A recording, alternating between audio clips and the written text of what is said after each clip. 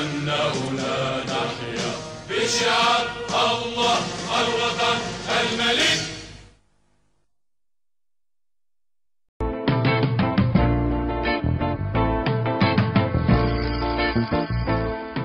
On la surnomme la princesse aux pieds nus. Sa liberté est sans doute la plus grande et la plus belle de ses victoires. 11 ans après son mariage avec le roi Mohamed VI, la réussite de Lala Salma continue d'être une source d'inspiration et d'espoir pour les femmes marocaines qui aspirent à prendre une part de plus en plus active dans la vie de leur pays. Elle que l'on présentait comme discrète et timide, elle, la fille d'un modeste enseignant de Fès, orpheline de mère à 3 ans, élevée dans un quartier populaire de Rabat, est aujourd'hui une figure incontournable dans la vie publique du royaume. En 2011, la presse anglo-saxonne la classait parmi les 50 personnalités les plus influentes du monde arabe.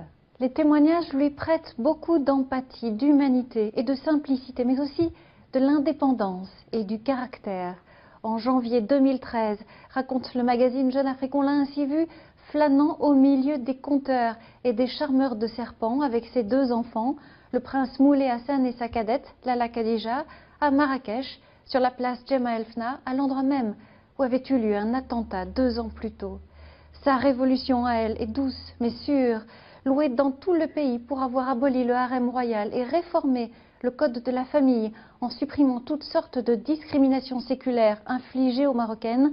Mohamed VI a choisi de donner l'exemple en optant pour une vie de couple moderne et en donnant pour la première fois à la mère des princes un rôle et une existence publique. Lala Salma est perçue par ses compatriotes comme une femme normale, issue d'un milieu populaire qui aurait pu être le leur. Sa présence contribue à adoucir l'image de la monarchie et à donner une dimension plus humaine à la figure sacrée du souverain que le monde découvre en père aimant. Un jour, le monarque a été aperçu en train d'acheter une glace à son fils dans une rue de Rabat, une image impensable avant.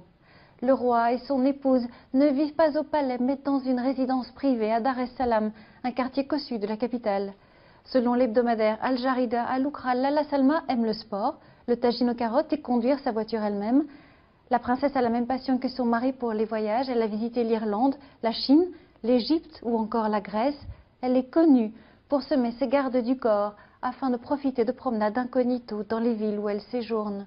La princesse aurait eu à batailler pour gagner sa place dans les cercles royaux, longtemps soupçonnée de méfiance à son égard, qu'importe. Elle préside aujourd'hui des festivals et des dîners, rencontre des dirigeants du monde entier, reçoit à titre privé le couple Sarkozy ou encore le prince Charles et Camilla. Intelligente et cultivée, cette ancienne ingénieure, major de sa promotion à l'École nationale supérieure d'informatique et d'analyse de systèmes, a toute la confiance du roi qu'elle représente régulièrement dans les grands événements internationaux. Mais ses priorités à elle sont surtout d'ordre social. Avant même son mariage, en mai 2002, la jeune femme s'était déjà rendue dans des bidonvilles aux côtés d'acteurs associatifs afin d'y rencontrer les pauvres d'entre les pauvres. Créée en 2005, l'association Lala Salma de lutte contre le cancer a depuis profondément changé les mentalités et brisé les tabous qui entouraient encore la maladie.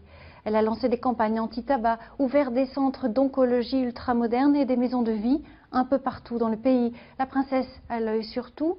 C'est elle qui s'implique en personne auprès des laboratoires pour que les Marocains aux revenus modestes puissent bénéficier de traitements innovants à moitié prix.